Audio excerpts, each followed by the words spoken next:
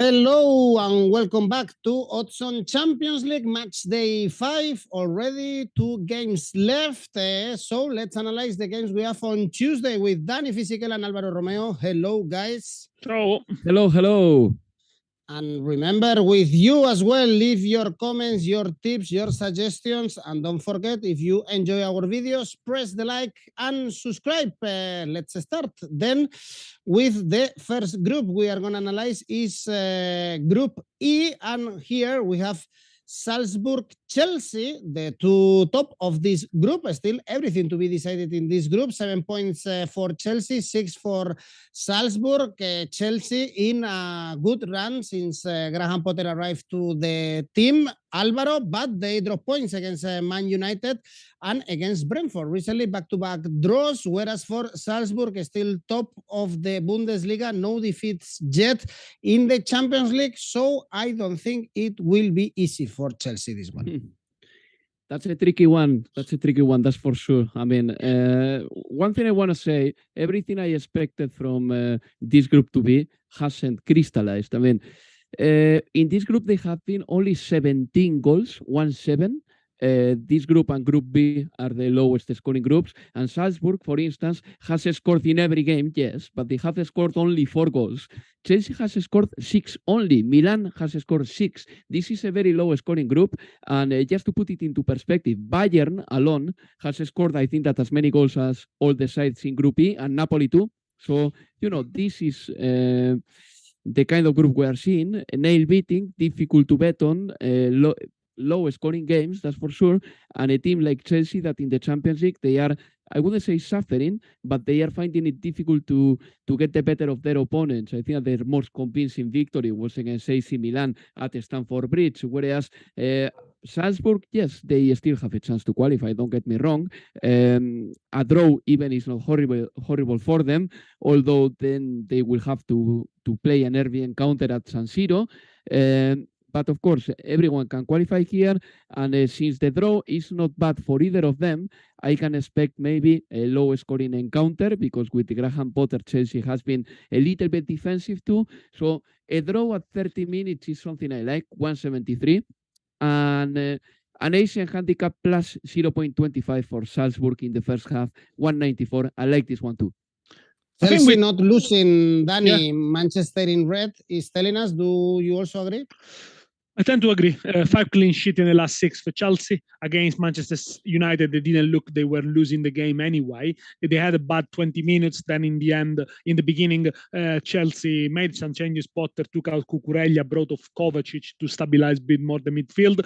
Is the absences really that could damper Chelsea here, because they're without Reece James, who's fantastic, best player against Milan for sure, against Kante, against Fofana. So yes, it is good. Could be the lack of a lot of key players, but I think Potter has really stabilized them. They don't score many, although they are unbeaten in 8 games. They only score 16 goals in the league. Liverpool, Newcastle, Fulham, Brentford, and Leicester have scored more than them, and this is with adding a striker like Aubameyang. Yeah, they do find it difficult sometimes to break very strong defense, as it happened against Brentford, for example, 0-0, and actually Brentford had the best chances, as did Villa against them. Kepa is in a very, very good form. Salzburg never beaten an English team in 7 games, but Chelsea in the Champions League recently, they've not been that great. The last time they won 3 consecutive games was in 2013 with Mourinho, so very difficult to trust them here. Very difficult to see a lot of goals, as Alvaro explained. So I like the under 2.75 goals market, which pays 189. I don't understand why the bookies expect a lot of goals here. So, if there are 3 goals, only 3 goals, you only lose half your stake. All right, Alex telling us Chelsea to win the second half. We only have Rick trusting Salzburg for this game. This is a funny group because then we have Dinamo Zagreb, Milan, and Milan is the bottom of the group. Dani, they are climbing in the Serie A. They won at the weekend the derby of Berlusconi, but in the Champions League, they are bottom with 4 points, the same as Dinamo Zagreb, and this is a good team when they are playing at home in the Champions League. Dinamo Zagreb, I mean. And Milan won a game at the weekend 4-1. It is not a true reflection of how the chances were shared. They had a lot of great individual players. Look at the goals of Brahim Diaz, the first one, then Leao scored the last one after a great run from Teo Hernandez, and that's how they won that game. A very strong start, a bit shaky in the second half. Milan, they conceded again, is an only one clean sheet in the last 7 for one of the best defenses last season. It doesn't help not having Magnan on the side. They're going to miss him until after the World Cup, and more injuries. Diaz, now that was hit in form, is injured as well. The good news for Milan is the return of Origi. I think it's going to be important. He scored at the weekend. He's going to give them something different, but is not quite the Milan that the supporters expected, especially because the big signing of the summer, the Catelaire, has not delivered. So they are not a free-flowing team.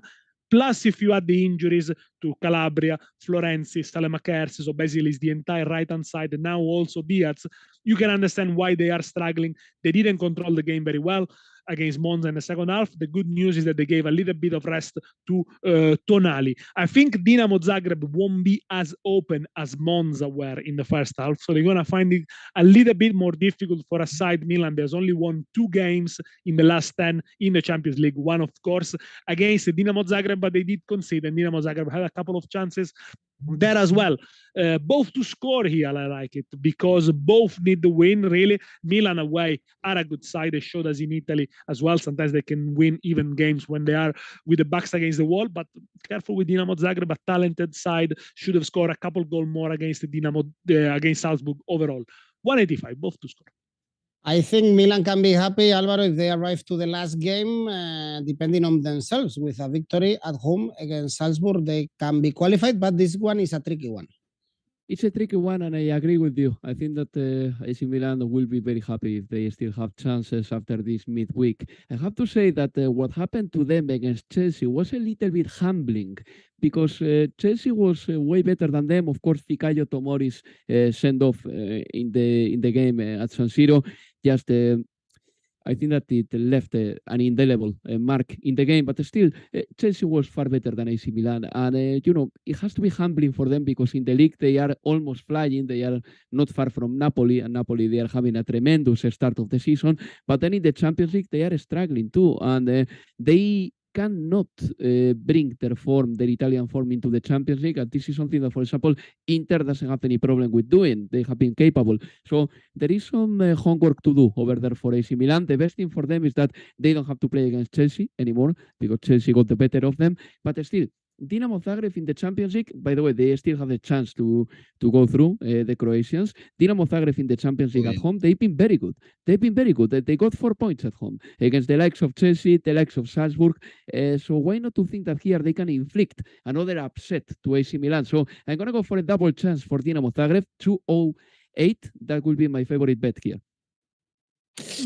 Okay, we have Rick also saying that he cannot trust either Milan or Dinamo Zagreb. Good odds if we go for Dinamo Zagreb. Milan, they lost the European pedigree, and also they were very unlucky, because I think we can all agree that the red card shown to Tomori was not a red card, but still they have to go to the Maximir and get some points. Next group, here we have Real Madrid already qualified, and Shakhtar and Leipzig fighting for the second spot. Shakhtar, they have to go to Glasgow, to Celtic Park, out of the Champions League, only 1 point, 2 goals scored, and this Shakhtar is surprising us, Alvaro, fighting even against Real Madrid at the Bernabeu, getting a point against them in Poland, and I'm very surprised to see this favorite Celtic, 1.9. It's too much, isn't it? Because Shakhtar, they have been doing very well in the Champions League, and nobody would say, oh yeah, Shakhtar is a worse side than Celtic on the basis of what we have seen. Celtic, in fact, has only 1 point. Shakhtar has 5. And I think that Celtic probably deserve a bit better in a few games in the Champions League this season, but still, the odds are a little bit disproportionate.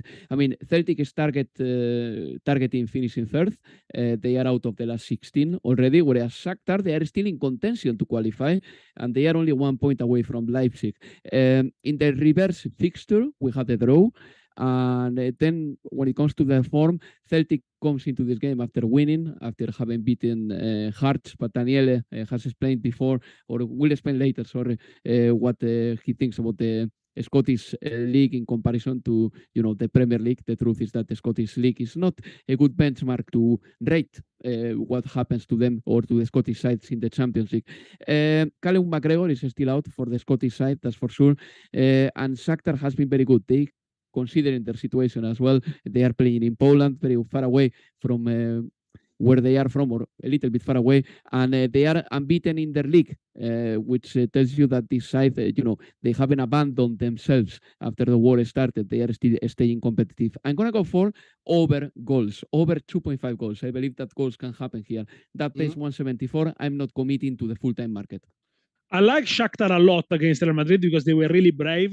They had a good game plan, both away and at home. And they tried to have a lot of the ball, actually, in the home game against Real Madrid. He almost nearly worked. It was a late equalize from Real Madrid.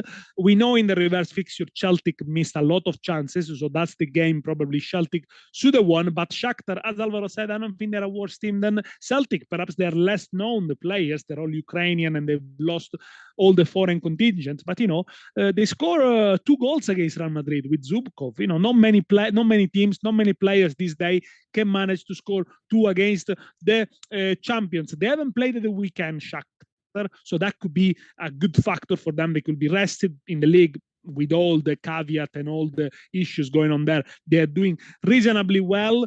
Celtic won 4-3 at the weekend. They made some changes. They rested a few players because obviously this is a game the Postecoglou's men need to win. They could win it, perhaps, but I don't think it's going to be a big margin. So I'm going to go for an Asian handicap plus 0.75 for Shakhtar, which pays 184. So if Celtic wins by 1 goal, you only lose half your stake. If it's a draw, you obviously win the full stake, 184. I love both tips, actually, going for goals or going for an Asian handicap for Shakhtar, because the odds are very good. We also have Garrick telling us both teams to score. And next game is Leipzig-Real Madrid. Leipzig still, they have to win to qualify and perhaps even challenge the first spot of the group. Otherwise, they will have to fight against Shakhtar in the last match day to qualify. Real Madrid, Dani, they will shuffle a bit the cards because Benzema and Valverde are out, and these are the 2 best players in the group. And Leipzig, they are dangerous when they are playing at home. Away, as we saw again in the Bundesliga, is Dr. Jekyll and Mr. Hyde. Yes, this weekend, incredible. They were 3-0 down at Salzburg, and then they managed to bring it to 3-3, also thanks to Nkunku coming from the bench and scoring again. They got better since they changed the manager from Tedesco to Rose. They got better. They score more goals. Now they're up to the 8 in the table. They can control games a little bit more. It's about finding a balance. When you got such a good front four with Werner and Nkunku, Szoboszlai, of course, Silva, also Forsberg coming into the side, Simakan right back attacking a lot. You need to find the balance in midfield. So there is a lot of ask from places like Schlager, for example, or Haidara. But they done it reasonably well, I think, in the 2 games against Celtic. They controlled the possession, conceded a few chances, but also they were very, very clinical. The good things about Leipzig is they got goal scorers. The one I mentioned, they all have got goals in them. They won 5 of the last 8. By the way, Werner, I think, is benefiting from the change of manager as well. He's been finding the net much more. Where Leipzig are a little bit susceptible is at the back. They've already conceded 6 goals from corners this season in the Bundesliga. So sometimes the positional marking is not great. And overall, everyone expected Leipzig to challenge Bayern Munich this season more than what they did last season. They only got 16 points after 11 games, which is the worst tally for them at this stage of the campaigns in their history. But I think against this one, I think if you remember the first game in Bernabeu, they did really well. They were solid, they were compact. Real Madrid only found the goal towards the end of the games. Leipzig guys an handicap 0 in the first half. I love it. 2.16. So if the first half is a draw, no problem, you get your money back. But if Leipzig managed to score the first goal, considering also some of the absence from Real Madrid, they could win the first half. Then it's 2.16 for you. Real Madrid might be a bit relaxed, Alvaro, but it's very difficult to bet against Real Madrid right now because it looks like whenever they want, they do it. Yes, Real Madrid to win the Champions League, by the way, pays 12. Let me tell our listeners now, because there are 4 sides that are considered more favorite than Real Madrid to win the Champions League, and I just don't get it. I mean, it's so annoying to see. Manchester City, Liverpool, Bayern, and PSG are more favorites than Real Madrid to win the Champions League. Somebody tell me why. Edu, somebody tell me why. Every year is the same. Every year is the same. Look, Real Madrid, just to understand how good they have been this season, basically, they have won every high-profile game. They have won it easily. And are they conceding in the league? The answer is yes. But do they concede in the important game? The answer is no. They just adjust their level depending on their opponent. They just conceded 1 goal against Barcelona, but then they beat them 3-1. They just beat Atletico 2-0 easily. And in the Champions League, they've been doing the same thing. They won the European Super Cup. Last season, Atletico scored. Atletico scored, yes, but yeah, that's true. But after that's true. Let me correct that. But after Real Madrid just ended up winning comfortably, and they were already leading. But what I mean with all this is that they adjust their level depending on their opponent. Last season, they got 81 points in the league when they won the title, and then there were 4 more games. If they had to win the last 4 games, they would have reached somewhere in the region of 90. These are the levels of Liverpool or Manchester City when it comes to regularity as well. Real Madrid has been doing this, and then in the Champions League, they have been super safe. They know what to do. The defense is fantastic. In attack, well, if Benzema doesn't score so many, and this season he's not scoring so many because, he has got injuries and all that, Rodrigo is stepping up. Fede Valverde, who is not available for this game because Papu did a criminal challenge, well, Fede Valverde has been playing fantastically. But if Fede Valverde doesn't play, it doesn't matter so much because there will be someone stepping up for Real Madrid. I mean, the bench is working so well. Even Asensio coming out from the bench has been fantastic. So I'm going to go for Real Madrid to win either half. That pays 167. And I like Real Madrid to score over 1.5 goals. 2.1. I'm going to stay there. I like those bets. Rick is telling us Real Madrid over 2.5 goals for this game. And Leipzig challenged Real Madrid indeed at the Bernabeu. So perhaps we see many goals. Let's see which phase of Real Madrid, because they can play openly or they can sit down and counter. Next group, this is decided in Group G. First game we are going to analyze is Sevilla Copenhagen, and here is for going to the Europa League. Both teams only with 2 points. I can see Sevilla really favorite 1.58, but Alvaro, be careful if someone trusts a lot Sevilla, because they haven't been able to be good this season at home, and this is a surprise. Even with Sampaoli, the team has improved, but still with a lot of defects. Well, and many draws as well. And Sevilla has already lost more La Liga games than last season. And we are not even in November yet. This is their worst start since in the 21st century for Sevilla.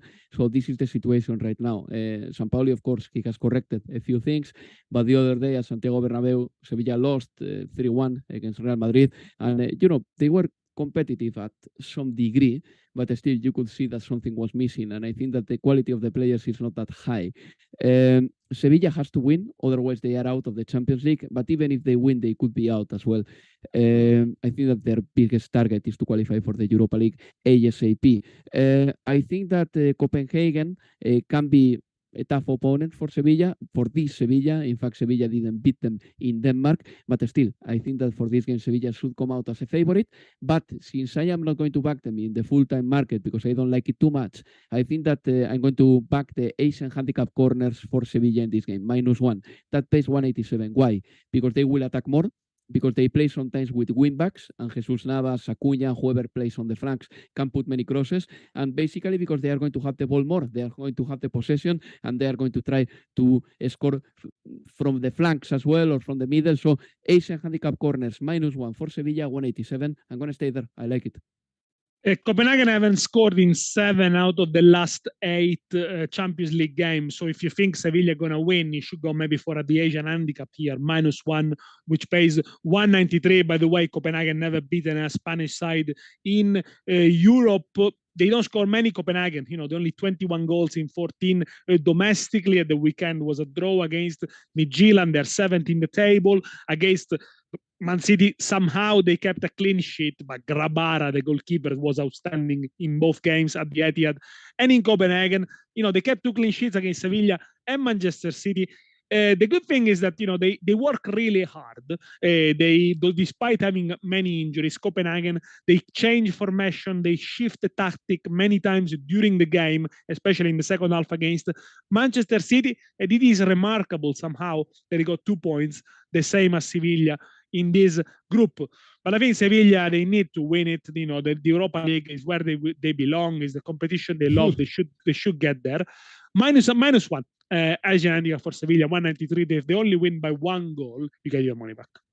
Much more interesting, it looks, the next game, Dortmund, Man City. Haaland coming back to the Westfalen Stadium. We also see another youngster that is shining, like Bellingham, Dani, and I guess we should expect goals. Dortmund put a fight in the Etihad in the first leg, so perhaps we see also a very good game here. Yeah, I think we're going to see a good game because Dortmund, it is true, they only got the first win at the weekend in Bundesliga since the 17th of September, but it was a great performance, 5-0 when they needed. The manager, Terzic, was a little bit under pressure and, you know, led by Bellingham, scored 2. He's only 19 years old. He's been excellent. He's also in the European stage. When it comes to Manchester City, the night at Copenhagen was forgettable. They're already qualified.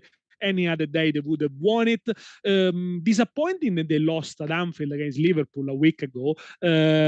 It's because maybe Guardiola tinkered a bit with the formation, changed the shape of the team, played with Cancelo and Foden wing backs.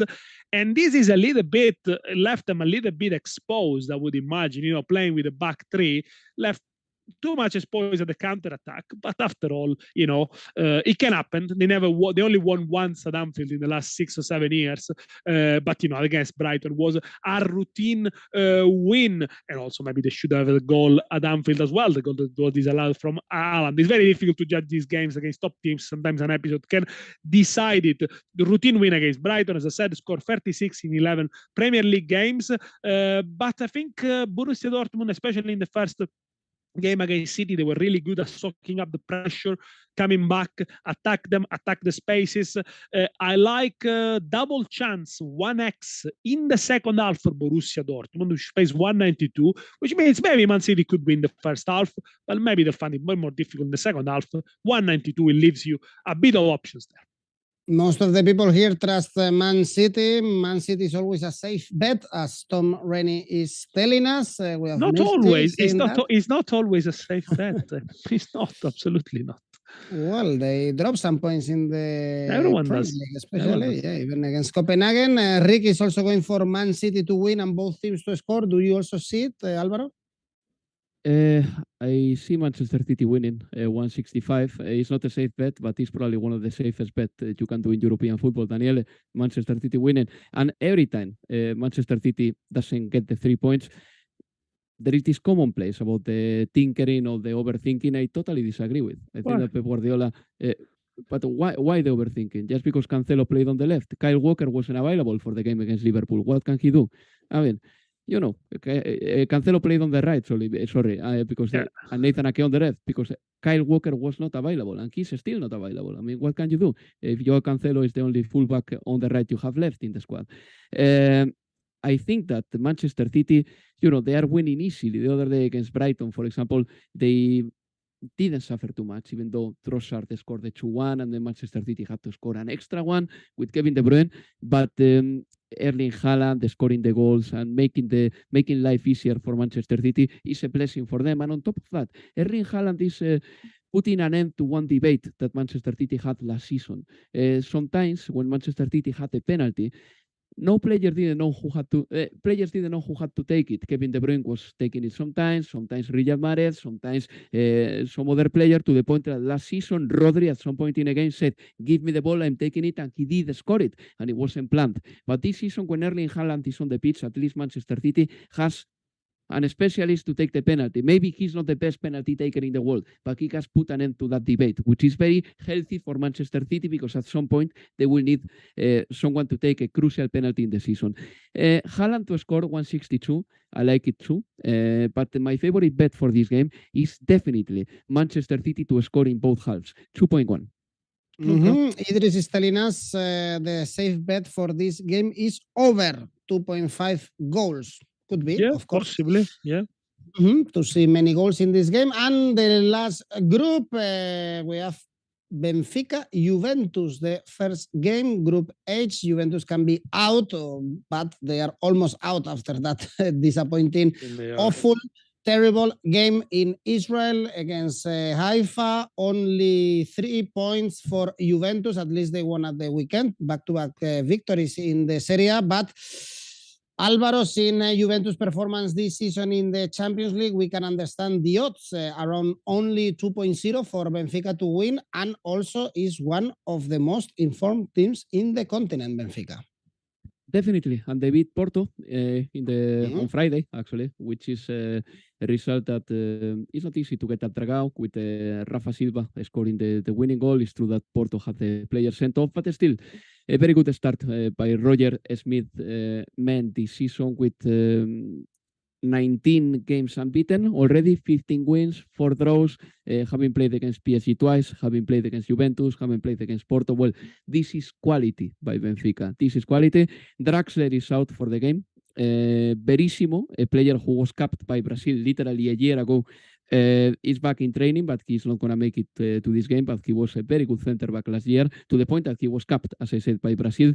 It's a very good moment for Benfica. I mean, whichever they choose the game plan, I'm talking about whichever game plan they choose, I really hope that they don't lose the identity that has taken them here to this point in the season. I mean, normally they attack, but also they know how to sit back and wait for the counter attack. I really hope that at least they play with the same appetite for the remainder of the season, because then they will be contenders for very good things. When it comes to Juventus, well, they didn't win any game in September, but then in October they had 4 wins, 2 losses, so little by little they are correcting the bad beginning of the season. Still not enough for them to qualify for the next round in the Champions League, because I believe that the problem for Juventus is that even if they do the job right now and they beat Benfica and then PSG, the problem for them is that both Benfica and PSG, they have to play against Maccabi Haifa, and I don't think that they will drop the points, So I'm going to go here for Benfica to win, even though they can play for the draw. They could play for the draw, but I really hope that they don't change their game plan too much. Benfica to win 199, and both teams to score is a nice one too, 176, sorry. But Benfica to win, considering how good they have started this season, is my favorite, 199. Despite Juventus doing very decent, solid, professional performance in the last 2 games against Torino and against Empoli, 1-0 and 4-0, 2 clean sheets, I'm still not convinced they are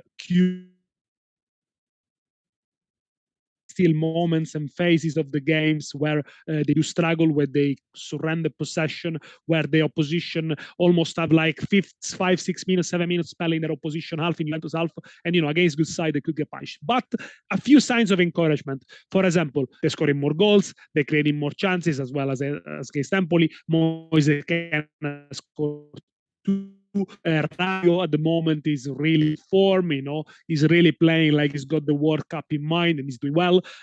Soon they will get back the star players, Chiesa, Pogba, Di Maria, but not for this one. And actually they're going to be without Bremer as well at the weekend. I think the good sign for Allegri is also they kept the sixth clean sheet of the season already. They kept 5 clean sheets, so they need to become a bit harder to beat. And I think maybe that's the right way. Away from home, Juventus have been really, really bad. They've lost 4 away games so far this season, and they're not scoring 3 out of 4 away games of the last 3 or 4 away games. And if you count the derby as an away game, well, then yes, they score. Can they control the game here? Can they maybe hit the Benfica on the counter attack? By the way, they're also missing Paredes. I don't know. I think Benfica have got a stronger identity. They're gonna be tough to beat. I don't think Juventus are gonna end up winning this one. It could be a scrappy game. It could be an under game. So if the score is low, Juventus have got more chances of winning the game. I'm gonna stay for under 2.5 goals here, 199. All right, we have Benfica to score more than 1 goal. This is safe. It's time to entertain is telling us. Rick is going Benfica all the way. Well, by the time the good players of Juventus are back, Juventus will be with hopes of titles, not in the Serie A. For sure, not in the Champions League. And the last game, Dani, PSG, Maccabi Haifa. Good luck to find good odds, because this is probably the most unbalanced game in the whole Champions League, together with Man City, Copenhagen. How many goals will PSG score to Maccabi Haifa? Although Maccabi, they are not that bad. No. Maccabi, they are not that bad, by the way. They're a very physical team, very intense. Juventus should have done their homework on them a little bit better, especially the way they whip the ball inside the box. They scored in the last 3 Champions League games. Maccabi Haifa, of course, I mean, it's a uphill task to go to Paris and win it, although they won 3-2 at the weekend in the Israeli league. They don't score many, only 16 in 9 games, by the way. But I think that here the angle for this bet is that PSG need to win, and they need to win big, because of the 2-1-1 draws with Benfica. They put them exactly level with them. So this group is going to be decided on the goal difference, and basically who score most goals, probably at home to or away to Maccabi Haifa. So here is the angle. PSG need to win by many goals. They need to finish top of the group to have the opportunity to have an easy draw in the next stage. PSG Asian handicap -1 in the first half, 184. Both teams are +3, by the way, both PSG and Benfica right now. Alvaro? Yeah, and Daniele's angle is correct. I think that PSG has to set their eyes into scoring. That's why I like, for example, PSG to win at 20 minutes, which pays 225. A very quick start by PSG. I can see this happening, yes. But maybe my favorite one here is over 2 goals in the second half. Once you score the first goal, then the second and the third and the fourth come easier. So PSG, over 2 goals in the second half, as I said, 183. So I like this one too, considering the form of Messi, Mbappe, and Neymar. Messi's playing fantastically, by the way. The other day, on Friday, he was giving a magisterial lesson of how to play as a midfielder. And these are my favorite bets. You've been right, actually, Alvaro, in most of your tips about one team scoring or winning, at 30 minutes or 20 minutes. You did it with Bayern Munich, for instance, I remember. And it's true, they started strong, the big teams against the weaker teams, like this PSG. Maccabi, we have Ankur saying PSG to win and over 3.5 goals. For sure, PSG to win is a safe bet, but it only pays 1.12. Alvaro, have you found a better one?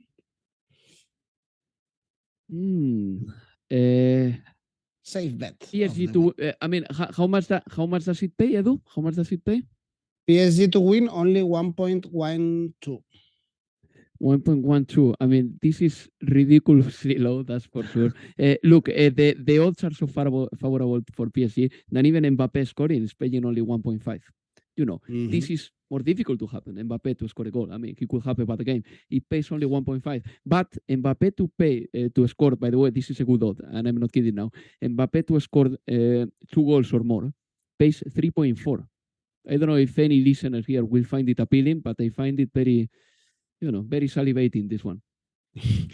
Alvaro, tell me your safe bet on Tuesday games. Maybe Daniele disagrees, but Manchester City to win, the Tom Rennie style, 165. For me, it's possible. It's possible. It's a good odds, to be fair, for an away win. My one is Sevilla to win against Copenhagen, 158. Okay, we have actually the favorites, very good odds, no? Like Real Madrid to win, Man City to win, even Milan to win. The odds are quite decent in this match day, all playing away. But let's see. And Dani, your safe bet? I already said my safe bet. Sorry, My ACCA. Dinamo Zagreb Milan over 1.5 goals. Celtic Shakhtar both team to score. Benfica Juventus double chance 1x. PSG to score in both halves. Total odds 438. All right. And Alvaro, your ACCA? Yeah, of course. Manchester City to score over 1.5 goals. Haaland is playing. Real Madrid to win either half. Paris Saint-Germain to win both halves. Mbappé to score. Altogether, 687. Mbappé, with the numbers of his contract published, My God, is not going to have any problems economically, at least in this life. no. For sure. That's completely for sure. Well, let's hope we can get some money, for sure, not like Mbappé, but a little bit to pay a couple of beers. Thank you, guys, for enjoying the show, for watching with us. Remember to leave your comments and press the like and subscribe. See you soon. Bye-bye. Bye-bye. See you. Bye.